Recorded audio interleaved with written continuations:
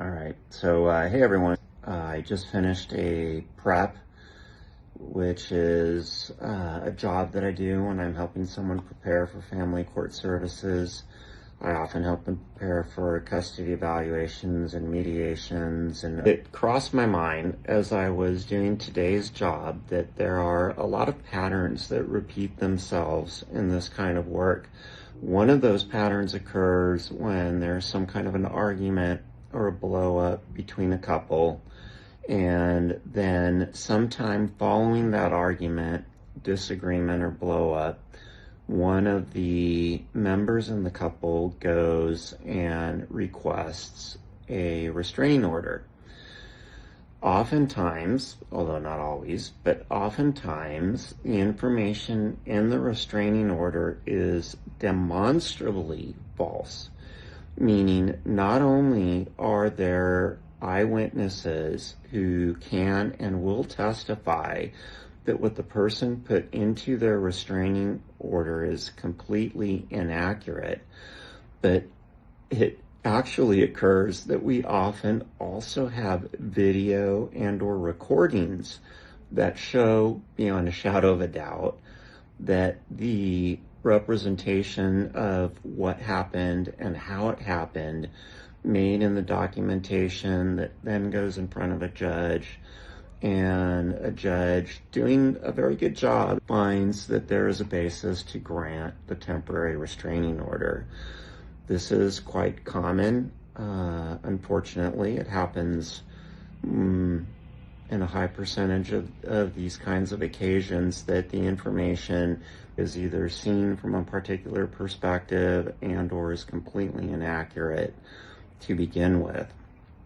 That was one of the cases that I met with today, and I can tell you that there have been many times throughout my career where I've worked with people who were able to not only provide me with copies of the documentation leading to the restraining order, but also provide me with video and recordings showing that the version of events which led to the restraining order are completely inaccurate.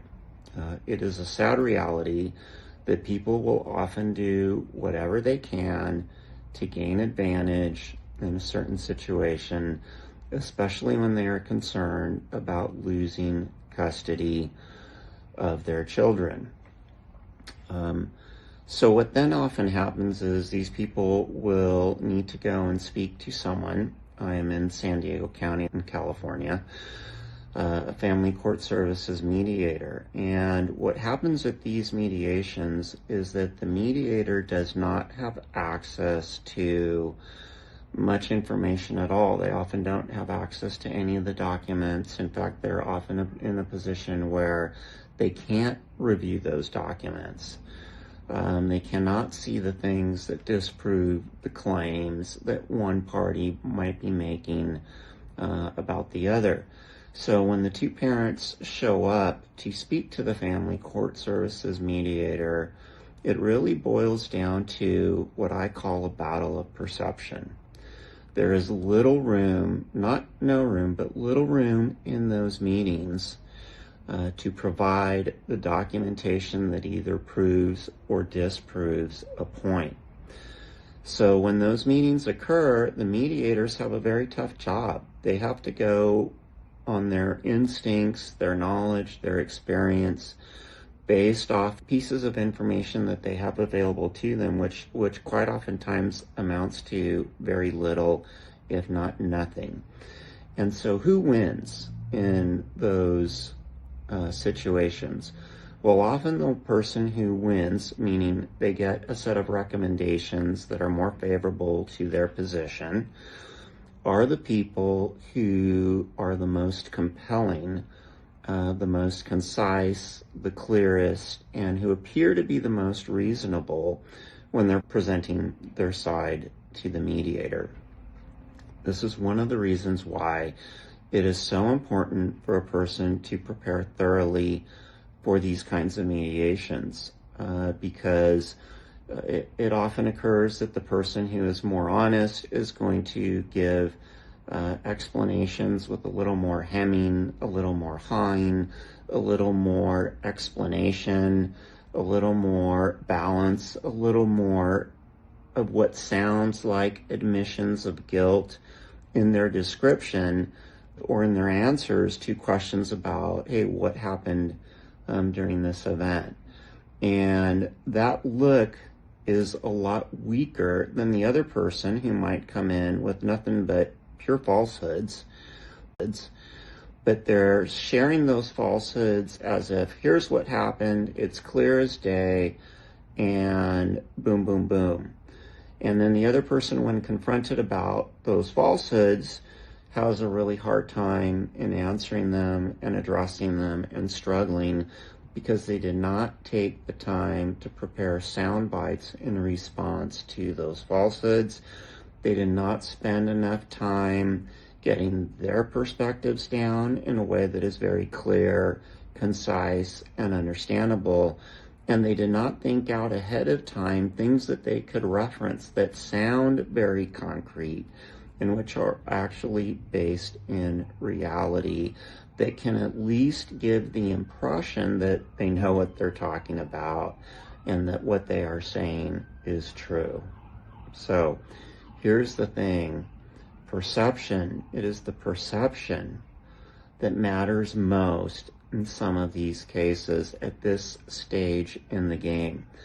Later on, of course, there will be opportunities to present evidence for the parties to negotiate, for things to be worked out, but the first best crack at getting the most out of this process occurs when a person is prepared early and prepared well to communicate their position in a way that is compelling.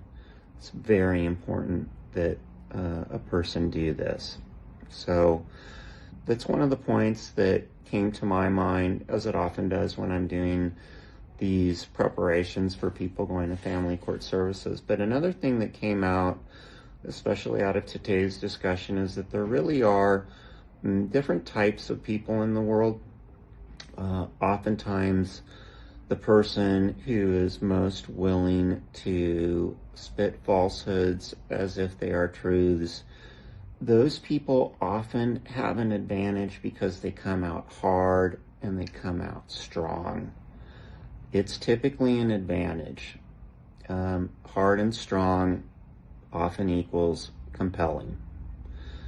Soft, weak, and unsure often equals a questionable story that is going to have less of an impact. But let's go back to these types.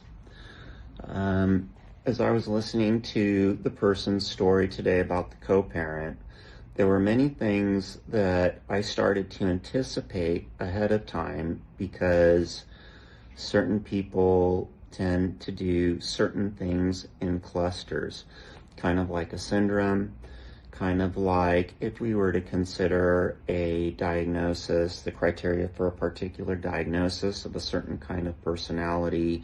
If you already have 1, 2, or 3 of those criterion popping up, then the question arises, do they also present with these other things that tend to cluster along with those other items that we've already identified? And the answer is often yes.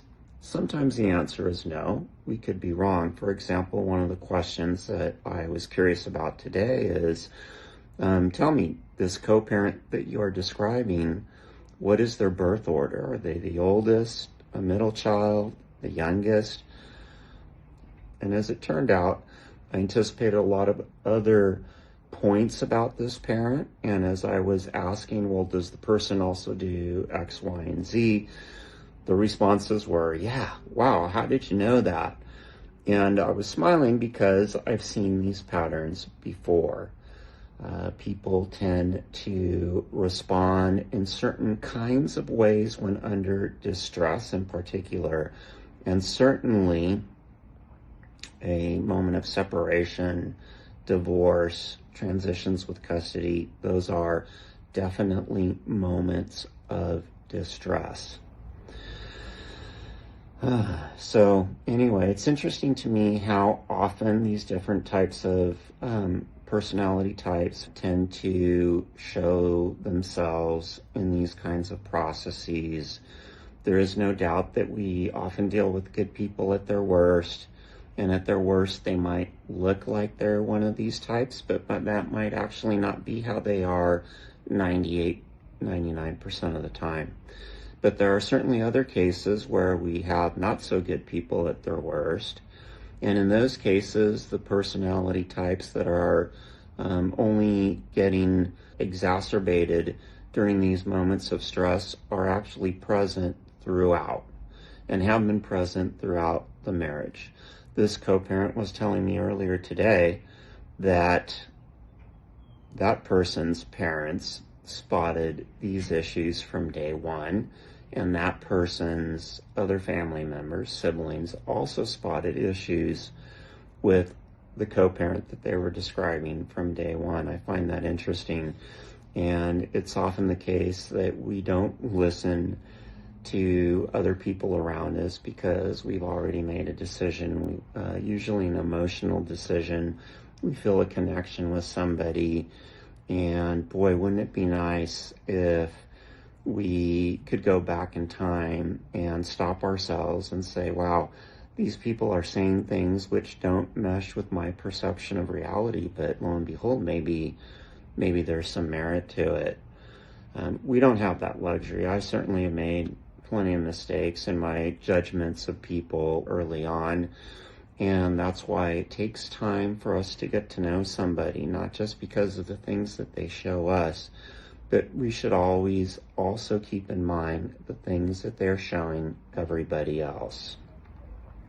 Case in point, the co-parent that we were talking about had been in prior relationships decades earlier and had already demonstrated how they behave in certain situations, and lo and behold, they were doing many of those actions again now.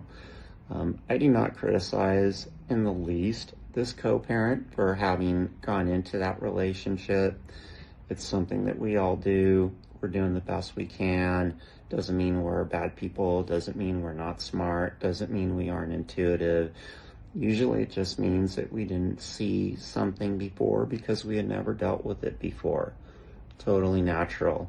I sometimes wish that there was more of a vetting process that people would go through before hopping into a relationship with someone so that they could avoid some of the more obvious mistakes, but we just don't have that luxury.